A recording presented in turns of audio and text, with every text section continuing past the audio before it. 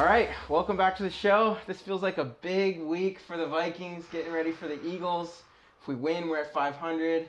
If we lose, don't even want to think about it.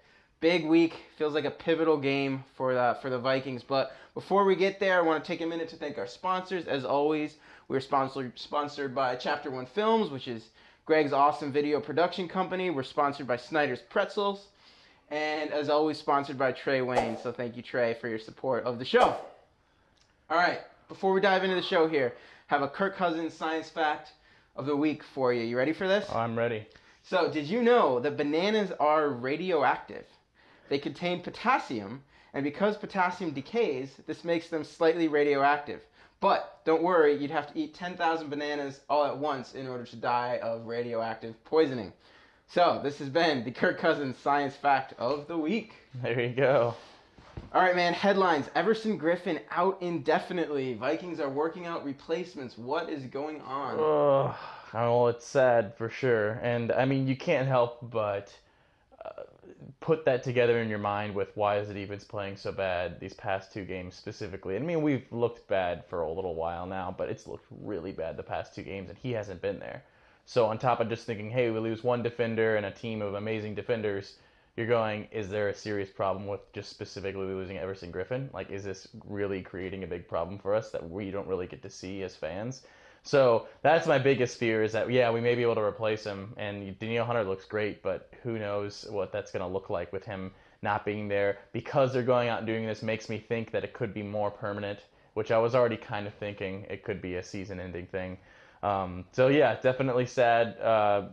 Curious to see what we do in that position. I don't think we're really in bad shape. Weatherly doesn't look bad in my opinion, but curious to see if we maybe go get B-Rob again. Who knows? It is interesting that like last year our defense's decline kind of started when Everson Griffen got hurt. You know, so maybe he brought more. You know, maybe he was more integral than we even realized. It's true. All right, so the Vikings surrender 80 pressures so far. That's on pace for 320, which would double the league average, I think, at this point. How is there any saving our offensive line? I mean, what a nightmare. You know, we said from the beginning of the year that the offensive line was the biggest question mark coming into the year, and I think it's amazing that Kirk Cousins has put up the numbers he's put up behind an offensive line that is just not protecting him at all. I mean, as far as what can we do about it, I mean, at this point, it's not like there's good players out there to be signed. Unfortunately, our coaching situation is terrible. Tony Sparano passed away. The two guys that are co-leading the offensive line, I don't know much about them, but you know, I don't know what we can do in the short term. I think we're doing a good job of Kirk is getting rid of the ball kind of as quickly as he can. But yeah, like when you don't have an offensive line, it's a problem. And you see it in the running game too. We have not been able to run the ball at all. Our running game has been awful. So definitely real concern about the offensive line. Hopefully we get it turned around, but let's see. All right, over the past 6 games, continuing on the bad news train here. Over the past 6 games, the Vikings have allowed 28.6 points per game. 28.6 points per game we've allowed, which is worst in the NFL. Your thoughts? I mean, I think it's interesting that it even goes into last year, and it makes you want to go and pinpoint where did the decline start, you know? And it really did start the second half of that Saints game, and like how bizarre, right? That halfway through the Saints game, something happened where our defense started malfunctioning a little bit, and it hasn't really been fixed until now. You know, and it's still not fixed as far as we can tell. It's definitely scary. I mean, we talked about it, I think, in the recap show where it's like, you don't want to have any fear at all because you're like, oh, they're all such amazing individual players and Zimmer at the helm, they can't go wrong. But the fact that it is going wrong and all those things are there, and it's been about 6 games now, you're starting to say, are we going to be a team that doesn't rely on its defense and now we have to rely on Kirk Cousins? So I think it's at a big tipping point right now. I don't think it can be said either way. It could be very true that our defense just isn't that great this year at all, and it could also be, look at last year at this time. We were 2-2. We looked like we were spiraling down the drain. We just lost Bradford. We lost Dalvin Cook. I mean, we lost to the Lions. So our first 4 games, Lions, Buccaneers, Steelers, Saints, and we were 2-2. Now we have a similar lineup with our first 4 games here. We get the Packers, the Rams, 2 high-level teams, and then 2 lower-level teams with the 49ers and in the Bills, and we're at a similar place. And everybody at that point was saying the same things, and we ended up 13-3. The year before that, we were 5-0, and we ended up missing the playoffs. And so I don't think it's a good enough point now to judge a team season. I think that's never been the case. I think if you look back at all times, if you through 4 weeks you're trying to judge a team where they're going to be, it's just the Kansas City Chiefs would have won every Super Bowl. It's just a bad idea to do it. So I'm going to keep myself from doing it yet. And say that I still believe in the defense. We are in a really rough patch here, but I still believe in Zimmer. I think he's going to be fine. I think we're going to come out and really hand it to the Eagles this next game, specifically on the defensive side of the ball. So on a more positive note, despite the bad offensive line, Kirk Cousins on pace for 5,500 yards, 40 touchdowns, 8 interceptions. Pretty amazing pace. What do you think about that? Yeah, I mean, unbelievable. Like, truly, Kirk Cousins has come in and played better than I think any of us expected. And what kills me, and I think I mentioned this in the recap show, is if you had told us these stats before the season started, we'd have thought we were going to be 4-0, because our biggest concern was, well, can the offense like adjust with Kirk Cousins? And he has killed it. And I think it speaks to the quality we have at wide receiver. I mean, Diggs and Thielen are just lighting it up. Play calling has been pretty solid. But yeah, I mean, Kirk Cousins just has to get a lot of the credit for it. I mean, he has made so many just pinpoint throws, just scraping over defenders' fingertips. He has been fantastic. I think better than anyone could have expected. Cousins, Diggs, and Thielen are 3 people that I don't think we can find any fault with. They might be the only 3 people on the entire team that we can't find any fault with. But man, let's hope he keeps it up. I think he's gonna. And let's just get the rest of the team playing at that same high level. Hopefully you can rally them. Yeah. Speaking of Kirk Cousins, this brings us to our next segment, which is the Chronicles of Kirk. All right, so this week in the Chronicles of Kirk, we discovered something that's kind of been bouncing. It's getting some traction here on kind of like the Vikings interweb, which is Kirk Cousins' podcast, where he talks about forgetting the extra point play. Right? We probably a lot of us have seen it. He admits to coming into the 2-point conversion in the Rams game and not getting the signal because the helmets had been malfunctioning, and he forgot what the 2-point conversion plays were. So we looked at Kyle Rudolph, and he helped him kind of figure out what play to run.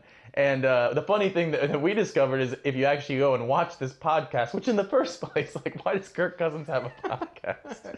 It's as if he doesn't quite realize. It's like his first goal in life wasn't to be a football player. And he's like, I guess I'll be a star football player, but really I want to pursue my passion. Just like, I swear that's what he's like. Because at the beginning of this podcast, him and this guy are talking about The Office the whole time, their favorite scenes, and they're quoting things from The Office. And they're like, I guess we could talk about football. I'm like the biggest nerd ever. I mean, it's just the most Kirk moment of the week for me. So that was the Chronicles of Kirk this week, so tune in next time for more Kirk updates. I think Kirk needs to spend a little less time like memorizing science facts and a little more time like with his playbook, because that's kind of scary. Stop sending science facts into the show, Kirk. Focus on the game. All right, man. Good stuff. So here we are looking on the Eagles in Week 5. If we win, we are 500. We are 2-1. It's a 500 record. We'll have made it through the toughest stretch of the schedule, and we'll have just beaten the defending Super Bowl champions in their home stadium. I think if we beat the Eagles, the season is stabilized, and we can relax. And I think we've got a good chance after that. If we lose to the Eagles, we are in deep trouble. This feels just like, to me, this feels like a pivotal, like, season-defining game that we have coming up. What are your thoughts? Sure. Yeah, no, I think we're kind of done with like the moral victories, right? Like, it needs to be an actual win. Like, it doesn't need to be we played really well and lost and we feel good about ourselves, because we can't keep having those. Because we had that against Green Bay, where it's like, well, we didn't think we were going to win in the first place, so I guess it's not that big of a deal that we missed a 20-yard field goal, 30-yard field goal. And now we're looking back going, if we just Dan Carlson, kill yourself.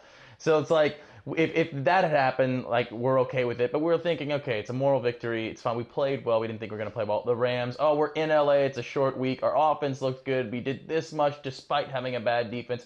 No, it's like we need to win those games. We had a chance to run down the field and score on that last drive, and Kirk Cousins fumbled.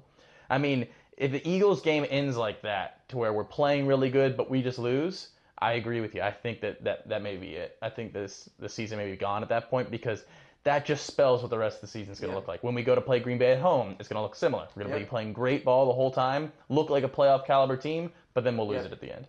And I mean, it's going to be so important that we actually finish this week. I think we can. I think they're probably aching to do it because we came off a loss. They're probably aching to do it because we got beat in the playoffs and we feel like we shouldn't have. So, I mean, there's a lot of reasons. Yeah. Yeah, no, I agree with you, man. And I feel optimistic about it. I think that the Eagles team, they're not clicking. You know, the first 3 weeks of the season they had what's his name, Foles at quarterback and mediocre results. They got Wentz back last week, and I guess he looked all right. Didn't look amazing. So I don't know that they're in a real good place either. I think they're kind of struggling. I like our chances. I think that if we can come in, if we can get some competence out of our defense. Like, we don't need our defense to shut them out, but if we can hold them to, 15 points, 18 points, I feel like our offense can put up 20 points against the Eagles. Yeah. Oh, for sure. So let's get to this. If we lose, right? So if we lose, what do we have to do, right? Oh, I'm getting the question wrong. If we lose, why are we going to lose the game, Greg? There we go. So far what I've seen from the Eagles is that their running game has been steady. It's just steadily grinding. They've got so many running backs. They keep switching them out. They have a good O-line, and their pass game has been kind of in shambles because they're switching quarterbacks. The receivers are coming back out of injuries, but they kind of still look bad. Ernst is the only guy that's really productive and not dropping passes. If their run game really just turns into a machine against us like it has been against a few other teams, we're going to have a hard time because our run defense is struggling big time. Our defense is going to get worn out.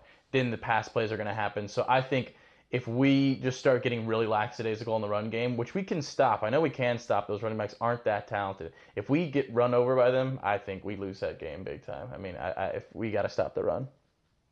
So how about for you? If we, what's the one thing we got to do to win this game? Well, it would be easy to just say like our defense has to show up. So that does have to happen. But I'm gonna point at our offensive line, and specifically I'm gonna say we need to get a running game going. Yeah. Like, Kirk has been awesome. Our passing offense has been awesome, but it's not sustainable to throw 80% of the time and expect to continue to move the ball down the field. We have to get our run game going. So that's the biggest thing. I want to see Dalvin Cook, fine, don't get 100 yards, but get 70 yards. Like, let's create some second down and 5s instead of like always being 2nd and 9 or 2nd and 12. So I'm going to point at the offensive line. Pass protection is obvious, but specifically, let's get this run game going, and let's create some holes and let Dalvin Cook make some moves. And I think if we can do that, I like our chances to win the game. So give me a final score prediction.